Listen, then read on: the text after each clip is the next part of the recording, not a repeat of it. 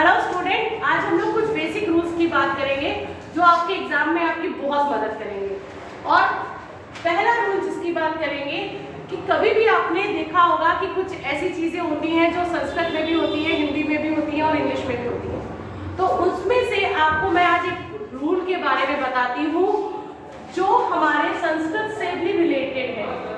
और वो संस्कृत की बात करें जिसे हम लोग कहते हैं कोई भी अगर करता है तो उसके साथ विभक्तियां नहीं लगती। यानी जब कभी भी हम संस्कृत में कर्ता की बात करते थे तो विभक्ति नहीं लगाते थे।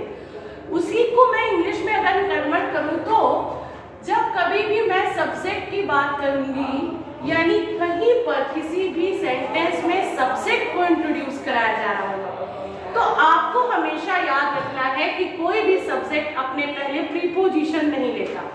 तो सब्जेक्ट के पहले आप कभी भी प्रीपोजिशन नहीं लगा सकते। और इस बात को कैसे चेक किया जाता है एग्जाम टाइम में आपको याद रखना है। जैसे मैंने यहाँ पर क्वेश्चन लिखा, Harish with his wife and children are going.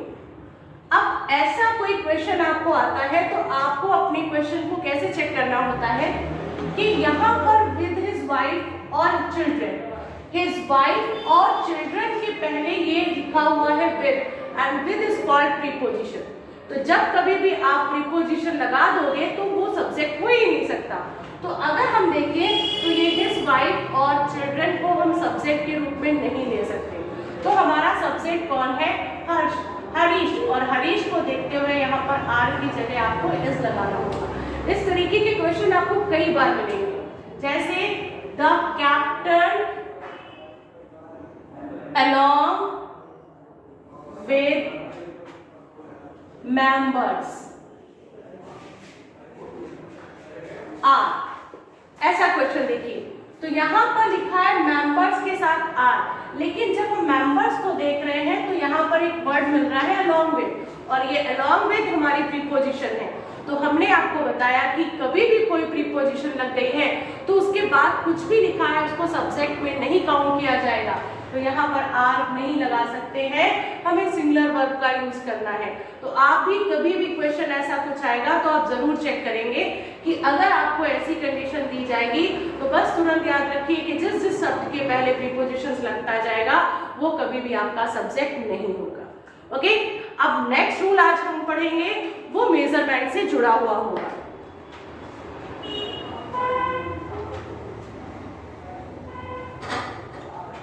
आपने कभी देखा होगा कि आपके एग्जाम्स में मेजरमेंट से जुड़ा हुआ एक क्वेश्चन आता है।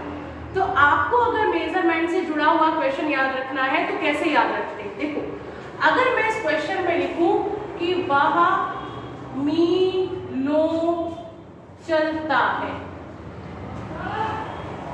तो अगर इस सेंटेंस में देखो तो मीलों यानी एक मेजरमेंट का यूज किया गया है। वह दर्जनों खाता है, दर्जनों केले खाता है, दर्जनों संतरे खा गया। आप हर जगह देखिए कि जब आप हिंदी में भी इसको यूज कर रहे हैं तो ये प्लूरल फॉर्म में आ रहा है। तो अगर हम इसको दूसरी तरीके से लिखें और वो लिखूं वह 3 मील चलता है, तो दोनों में आपको फर्क दिखाई दे रहा है कि एक है मीलों यानी प्लूरल फॉर्म में और एक है 3 मील यानी सिंगुलर फॉर्म में।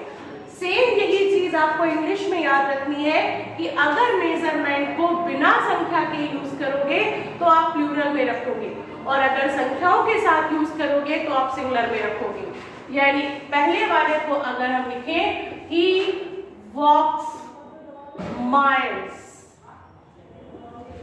और दूसरे वाले में ही वॉक्स 3 माइल, तो जैसे ही आपको मेजरमेंट कहीं पर भी मिलेगा तो आप चेक करना कि अगर उन मेजरमेंट का यूज नाउन के रूप में किया गया है तो बिना संख्या लिखी होने पर वो प्लूरल फॉर्म में होने चाहिए और संख्या लिखी होने पर वो सिंगुलर फॉर्म में होने चाहिए। तो इस तरीके से बेसिक रूल मैं आपको कराती जाऊंगी जो बेसिक हमारे लिए बहुत जरूरी है ताकि आप कॉम्पिटिशन को बेट कर सकें।